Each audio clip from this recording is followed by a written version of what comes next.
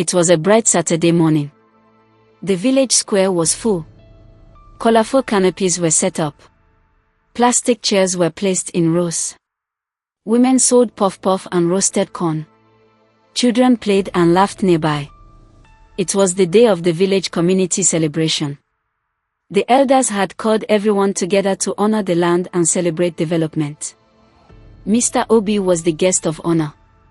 He arrived in his newest white agbada. His shoes were shiny.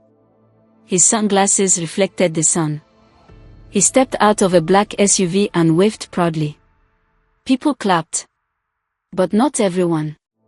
Some clapped because others were clapping. Some watched with quiet faces. Some whispered, "Today, we go see something." Obi walked to the front, smiling. He sat on the high table with the elders. Bottled water and soft drinks were in front of him. The village head stood up and greeted everyone. "We thank God for life. We thank those who bring good to this land. We thank Mr. Obi for his new project." More clapping. Obi stood to speak. "My people," he said loudly, "this village will grow. I am using my own money to build Obi Plaza. It will bring jobs. It will bring change. We will rise together." He smiled and looked around. But the crowd did not cheer as much this time. Then, David stepped forward. He wore a clean blue shirt and black trousers. He looked calm, but inside, his heart was beating fast. Behind him stood James, Clara, and Boba Onom. The village head was surprised. "David. What is this?" David took the microphone. "I am sorry, sir. I know this is not normal. But I must speak." Obi laughed. "Let the boy sit down. He is confused." David turned to the crowd. "I was silent for too long," he said. "But not anymore. My name is David Chibis. And I was betrayed by Mr. Obi." People gasped. Obi's face tightened. "Watch your mouth, boy." David continued. "Last year, I sold my parents' house and gave Obi 10 million naira. He promised we would buy land and build together. But he lied. He used my money to buy the land and left me with nothing. He raised a document. This is my testimony. I wrote every word, every date. I signed it. And I gave copies to the radio, the elders, and the lawyer." He handed a copy to the village head. The crowd was silent. The village head opened the paper. He read it slowly. The air became heavy. Obi stood up. "This is nonsense. I did no such thing.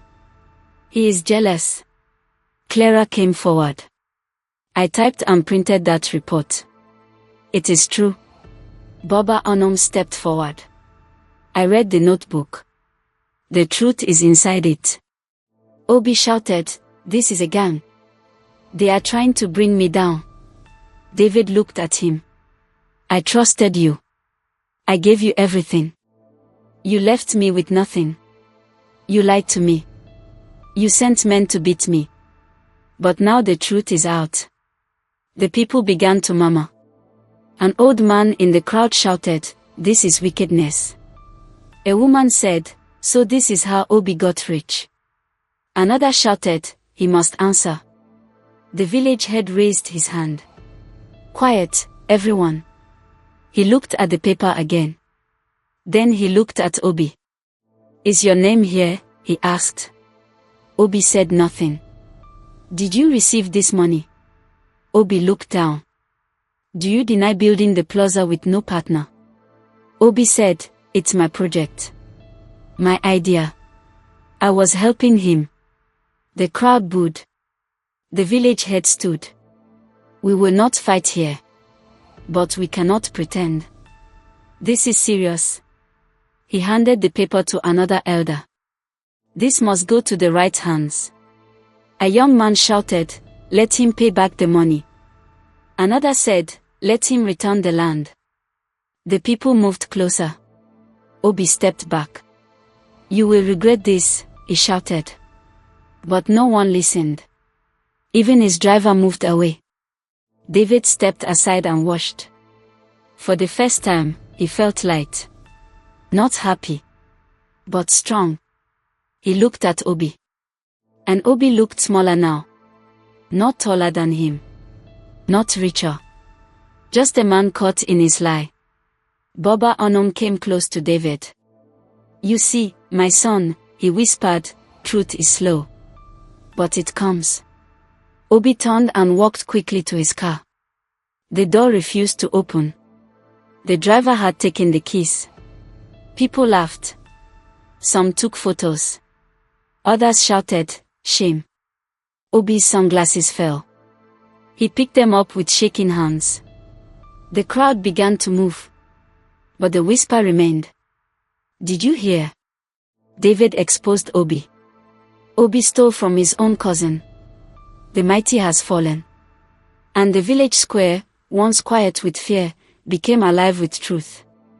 It happened faster than anyone expected. 2 days after the village meeting, a black van stopped in front of Obi's mansion.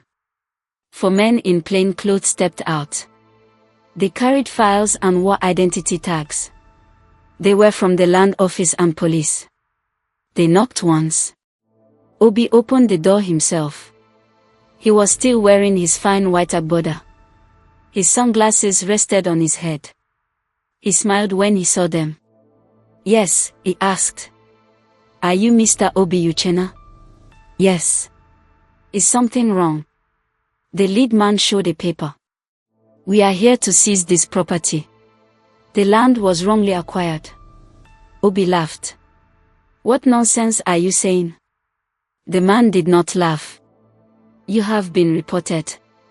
And we have confirmed documents. The land belongs to more than one person. Your papers are fake. Obi's smile dropped. Where is your supervisor? Where is the commissioner? I know them, he shouted. The officer replied, they no longer take your calls. Obi tried to slam the door. The men pushed back. 2 entered the house. One stood guard at the gate. Another started recording everything with a phone camera. Inside, Adeabi was in the sitting room. She wore a wrapper and blouse. She came out quickly. What's going on? They are trying to embarrass me. Obi shouted. One man opened a cabinet and pointed. Document bags. Pack them. Another walked around the room and listed the items. 2 gold chairs. 1 Italian TV. Custom chandelier. Take photos. Adeabi looked confused. What is happening? They say the land is not mine. Obi shouted. They want to steal from me. The officer turned. No, sir. You already stole. Now it's time to give back. A small crowd had gathered outside the gate. James was among them. So was Clara. So was the town crier. Is it true? One man asked. Yes, another answered. They are removing everything. A tow truck pulled up. It hooked Obi's black SUV. The driver argued, but the truck did not stop. Obi ran outside. Don't touch that car. That's mine. The officer held him back. Sir, please calm down. No. This is my house, he shouted. My car. Not anymore, the officer replied.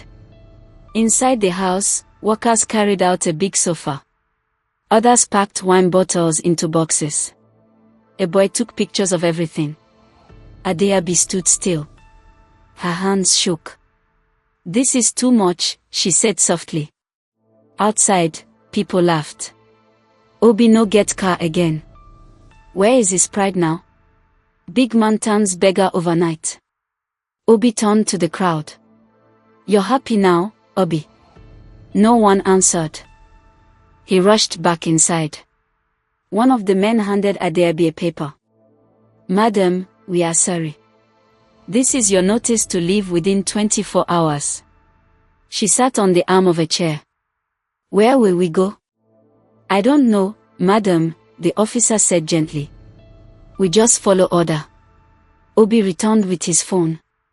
He dialed fast. Pick up. Pick up. No answer. He called another number. Sir, it's Obi. They are taking my house. Please say something. A cold voice replied, You're on your own now. Click. He tried again. Click. One more time. Don't call this number again. Obi threw the phone on the floor. It cracked. Back at his office, his workers had packed their things and left. His secretary dropped her key at the front desk and walked away without looking back. One of his business partners was seen entering another plaza. He was shaking hands with a new investor. The large billboard that said, OBI Plaza, grand opening soon, was taken down that afternoon. Obi arrived there, hoping to speak to the builders. No one was there. Only a notice on the wall, this project is suspended until further notice. He tore it down and kicked the door. But nothing changed. By evening, everything he once controlled had slipped through his fingers. The air around him felt heavy. He walked along the street. People looked at him differently now. Some turned away. Some smirked. Some shook their heads slowly. An old woman near a banana stall said, Power is nothing without honor. Her neighbor replied, he thought he was God. But even God no lie. That night, Obi sat on the cold floor of his empty sitting room. The lights were off. The curtains were gone. Adeabi sat in another room, folding her wrapper. She didn't speak. She didn't cry. She just stared. Obi whispered to himself, How did I get here? But he already knew the answer. Greed. And betrayal. The very things he once used to rise had now pulled him down. And the village was watching. Obi walked down a quiet road, holding a small black bag. His once bright agbada was now wrinkled and dusty. His shoes had lost their shine. He had left the mansion that morning. Adeabi stayed behind with her sister. She didn't speak to him when he left. She just sat there, eyes empty. Obi had no plan. He just walked. He reached a small phone booth near the village park. It was old, with cracked paint and a broken lock. He entered and placed a coin inside. He picked up the receiver and dialed a number. It rang once. Twice. A voice picked. Hello. Sir, it's Obi, he said quickly. Please, I need your help. Silence. Who? The voice asked. Obi, from the land deal. Obi Plaza. I'm sorry. You must have the wrong number. Click. Obi stood there for a moment. He dialed another number. It rang. This time, he heard music in the background. Hello, a man answered.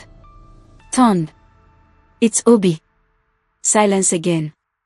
Obi, the one that borrowed my 5 million and never paid. Turned. Please, I was going to return it. I just need help now. You need help? Asked David. Click. Obi leaned on the booth wall. His eyes were red. He came out and sat under a small tree. A young girl passed by and pointed. Isn't that Mr. Obi? Her friend whispered, Yes. That's him. He used to ride big cars. Obi turned away. He stood up and walked to the nearest bar. He pushed open the wooden door. Inside, 3 men were drinking beer. They looked at him. One laughed softly. Obi walked to the barman. I don't have money, he said. But I need something. Even a bottle of water. The barman said nothing. Obi begged. Please. I'm not feeling well. Just one drink. The barman looked away. One of the men at the table called out, Obi, you want free drink? You that used to buy 6 bottles and spray cash. They laughed. Obi walked out fast. Outside, the sun was hot. He sat by the roadside, sweating. A small boy passed with bread in his hand. Obi stared at it. He hadn't eaten all day. He stood up again and walked to the local council office. He wanted to speak to the village chief. The guard at the gate stopped him. "You can't enter." "I need to see the chairman," Obi said. "About what?" Obi hesitated. "I want to clear my name. I want to explain everything." The guard shook his head. "They are in a meeting. No visitors." Obi stood there. "Just 1 minute." The guard raised his voice. "Sir, go away." Obi turned slowly and left. He walked back toward the house he once called home. But it wasn't his anymore. Someone else had already moved in. He didn't even try to knock. He just stood across the street and stared. A little boy played near the gates with a toy car. Obi turned and walked away. He tried calling one more person, his old business partner, Mr. Ekin. The call connected. "Hello," Ekin said. "It's me." "Obi." Ekin said nothing. "I need help. Just a loan. Anything. I can fix this." "You want to fix it? After using people? After cheating your own cousin?" "It wasn't like that." "You're finished, Obi. Don't call me again." Click. Obi sat on a cement block beside a mechanic shop. His head hung low. A mechanic came out. "You waiting for someone?" Obi said nothing. "Then move. Don't block my way." Obi stood and crossed the road. His feet were swollen. His shirt stuck to his back. He felt dizzy. He found a wooden bench near an old building and sat down. A beggar woman nearby looked at him and laughed. "Big man, don't join us." He looked at her. She laughed again. "Even your face no look rich again." Obi didn't reply. His mind was full. Full of noise. Full of regrets. He closed his eyes. He saw David. He saw the handshake. He saw the money. He saw the moment he chose greed. And now, no one picked up his calls. No one offered him help. No one feared him. His voice meant nothing. His name brought shame. A small child offered him pure water. He took it with shaking hands and said, "Thank you." It was the first kind thing someone had done all day. He sat back down and drank slowly. The sun began to set. Shadows grew long on the street. Obi looked up at the sky. And for the first time, he whispered, "What have I done to myself?" The sun had just begun to rise. The sky was quiet, painted with soft orange light. Obi stood at the edge of the village, holding a small black bag. His clothes were dirty. His once golden watch had lost its shine. His face was rough, and his beard unshaven. He had not slept the night before. His body ached. His mind was empty. For hours, he had sat under a mango tree, staring at nothing. Now, he stood in front of his old mansion. But it was no longer his. The gate was painted over. The letters "Obi's place" had been scraped off. The compound looked different. Cold. Obi walked closer. He reached the gate and placed his hand on it. It was locked. He knocked. No answer. He tried to stand up, but his legs shook. He knocked again, softly. A man inside came out. He wore blue overalls. "Yes," the man said. Obi looked up. I used to live here. This was my house." The man frowned. "You're the former owner?" Obi nodded. "I just want to step in. For a minute." The man shook his head. "This place belongs to the state now. They are selling it. You have no right here." Obi's shoulders dropped. He looked into the compound. The flowers Adebi had planted were gone. The fancy chairs on the porch were gone. The tiled fountain was dry and cracked. He stepped back slowly. "I just wanted to see it one last time," he said softly. The man didn't reply. He turned and walked away. Obi walked to the side of the house. There was a tree behind the fence. He used to sit under it during quiet evenings. He climbed a small rock to see over the fence. But the tree had been cut down. Obi climbed down. He sat on the rock and cried. Not loud. Just silent tears. He remembered the day of the party. The music. The laughter. The praises. He remembered the way he looked down on others. How he told people to work harder if they wanted to be like him. He remembered David. He saw his cousin's eyes the day he gave him the money. He remembered how he promised, "I will never betray you." And then he did. Now, the house was no longer his. The land was gone. The power was gone. The fear was gone. He stood up and began to walk. Slowly. Down the same road he once passed with police escorts. No one followed him now. No one even noticed him. He reached the village square. There were a few people there. A group of elders sat under a tree. They saw him coming. He stopped in front of them. They didn't speak. He bowed slightly. "I came to say sorry. To everyone. I know I can't undo what I did. But I'm sorry." One elder looked at him. "You betrayed your own blood," the elder said. "And you showed no shame until you lost everything." Obi nodded. "I know," he said. Another elder added, "You became proud. You forgot that power in the village is not forever." Obi said nothing. He just stood. Finally, the oldest elder in the group raised his walking stick and pointed away. "You cannot stay here anymore," the elder said. "You have brought enough pain." Obi looked at him. "Where will I go?" he asked. "Anywhere but here." Obi's legs shook. He looked around. No one begged for him. No one defended him. Even the market women who used to shout his name avoided his eyes. He turned and walked away. Past the square. Past the primary school. Past the palm wine shed. He reached the edge of the village, the place where the farmland started. There was an old tree stump there. He sat on it. Behind him, the village was quiet. In front of him, the dusty road stretched far and empty. He took off his sandals and held them in his hand. The ground was hot. But he didn't care. He walked on. Alone. With no money. No name. No voice. Just his footsteps. And his shadow. This is what greed does. It builds castles without bricks.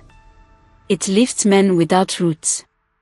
And when the wind of truth comes, everything falls. And so, the man they once called Chief Obid walked into the world, no longer a chief, no longer a king. Only a man who lost everything. Because he thought no one would ever know.